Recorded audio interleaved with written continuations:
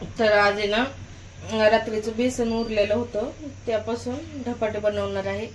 त्यासाठी ज्वारीचं पीठ, गव्हाचं पीठ आणि बेसन पीठ नाही घेतलेलं चाळून, कारण हे बेसन टाकायचं आहे त्यामध्ये। आणि जिरी, ओवा, हिरवी मिरची, लसूण, कोथिंबीर, थोडासा कढीपत्ता टाकलेला आहे। आवडत असेल तर टाका, नसेल आवडत तर नाही टाकलं तरी चालतंय। आणि कांदा कट करून घेतलेला आहे, चवीनुसार मीठ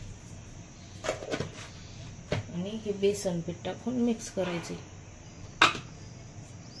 तर हे हातानेच मिक्स करून घेणार आहे, मिक्स होत नाही। तर थोडीशी हळद टाकलेली आहे, बेसनामध्ये पण हळद होतीच, पण आणखीन थोडी टाकली, आणखीन थोडं चवीनुसार मीठ टाकून घेतलेलं आहे।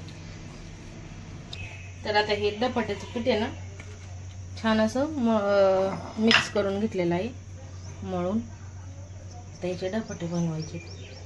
ना मी फक्त आपलं असं धपाटे हे करण्यासाठी केलेलं आहे। तर पाण्यामध्ये टाकलेलं आहे, करून घेते आता।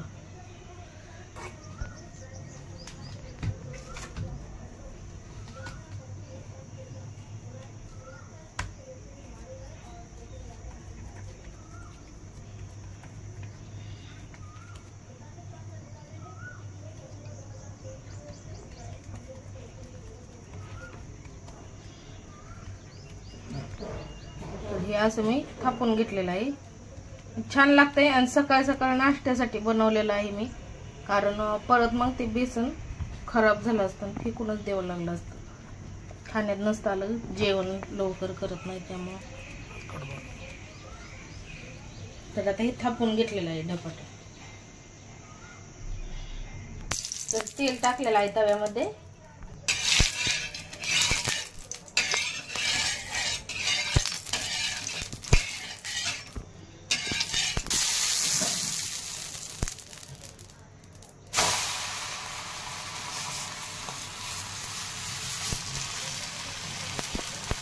आता दोन्ही बाजूने छान भाजून घ्यायचं आहे। तर साईडने तेल सोडून घेत आहे।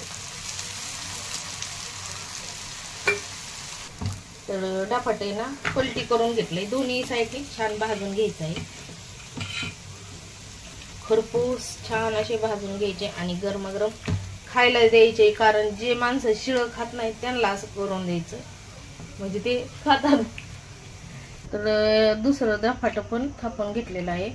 आणि मग शिके ना माझ्याकडून हे असं करायचं राहिलेलं होतं, विसरलेच मी, धपाटं टाकून दिलं तव्यावर। कारण त्याने काय होतं, छान असं धपाट्यानं भाजतो।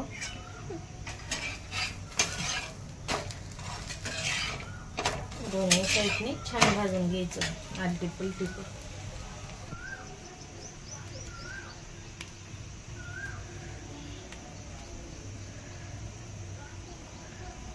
रांगोळ काढल्यावर 5 टिपके असे करायचे।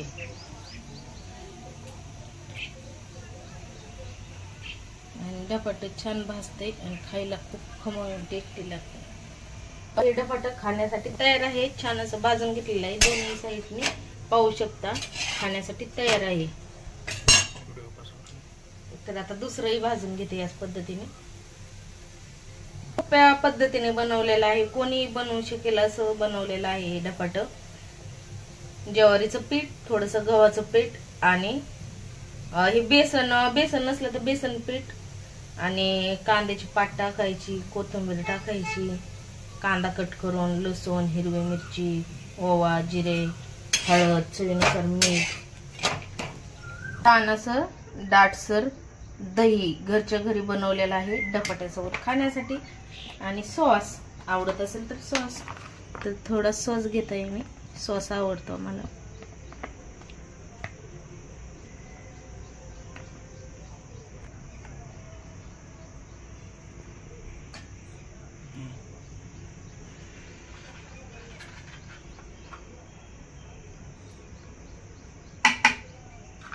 तर लाईक करा, सबस्क्राईब करा।